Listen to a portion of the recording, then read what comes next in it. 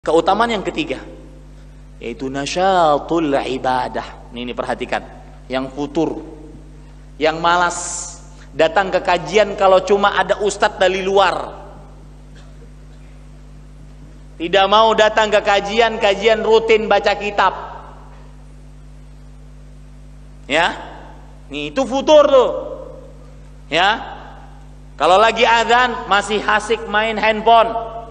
Saya sering memperhatikan tuh anak-anak muda. Saya datang pas waktu mau kajiannya habis maghrib, azan maghrib, dia masih ngelihat Instagram. Ada yang like nggak? Sibuk, nggak jawab azan, futur tuh futur.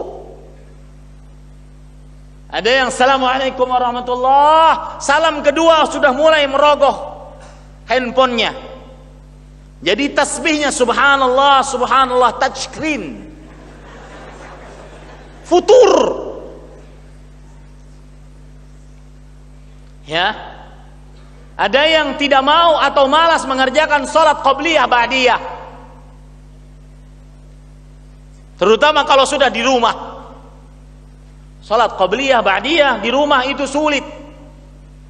Di masjid gampang karena banyak yang lihat, banyak kawan. Coba di rumah, dan itu yang paling utama, itu sunnahnya di rumah. Afdalu salatil mar'i fi baiti illa al-maktubah.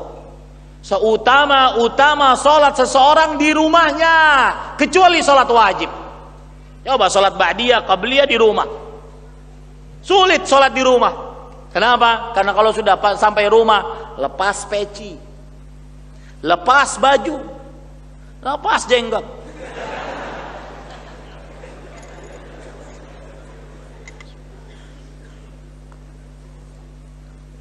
Futur.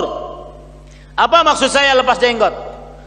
Maksudnya semua ditonton, baik handphonenya, gadgetnya, televisinya, semua ditonton. Mau filmnya, mau sinetronnya, mau Instagramnya, goyang dua jarinya, ditonton semua.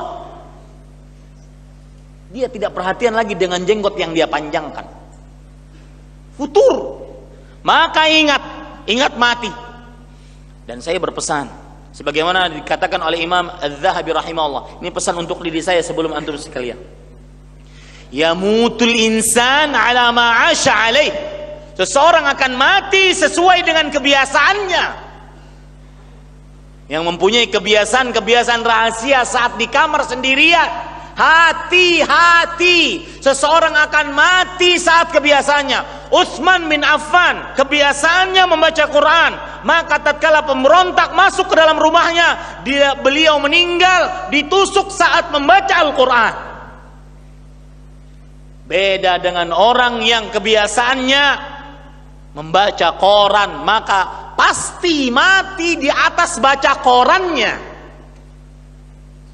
Orang yang kebiasaannya lisannya murojaah dengan Al-Quran, lisannya berzikir dengan Allah, maka niscaya dia akan mati di atas kebiasaan yang baik tersebut.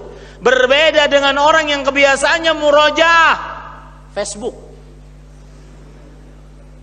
malam hari wajahnya bersinar dengan handphone, murojaah Quran, murojaah Facebook. Maka hati-hati para ikhwah. Yang futur, malas ibadah, ingat mati, niscaya dia akan semangat. Dia akan semangat. Inilah yang dimaksud oleh Rasul sallallahu alaihi wasallam dalam sebuah hadis riwayat Imam Baihaqi dalam kitab Syu'abul Iman, dan juga Imam Ibnu Hibban di dalam kitab sahihnya, dan juga Imam Al-Bazzar di dalam kitab Al-Musnad dengan sanad yang hasan dari Anas bin Malik radhiyallahu an. Rasul sallallahu alaihi wasallam bersabda, "Aktsiru dzikra hazimil ladzat." Perbanyaklah mengingat kematian, sesuatu yang menghapuskan kelezatan.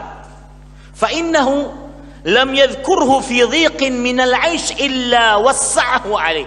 Tidaklah orang yang lagi kesempitan hidup, banyak problematika hidup, banyak masalah ekonomi, keluarga, pernikahan di ujung tanduk. Mau gimana tuh pernikahan di ujung tanduk?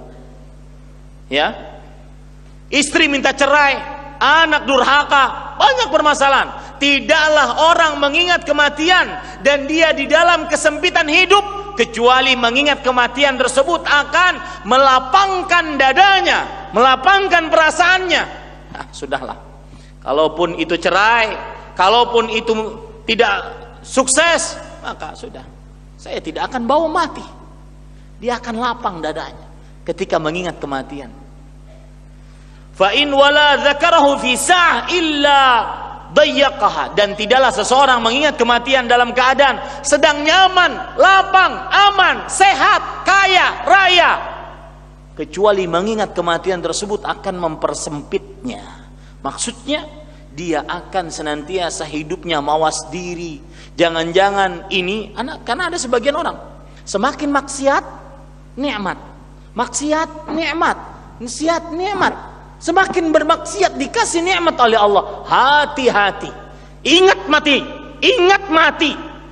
Jangan-jangan itu adalah bentuk dari istidraj Allah Subhanahu wa taala. Penguluran waktu oleh Allah agar nanti dia dicabut dalam keadaan su'ul khatimah. Tidaklah orang dalam keadaan lapang mengingat kematian, kecuali mengingat kematian tersebut akan menyempitkannya, membuat dia mawas diri. Ini yang dimaksud tadi.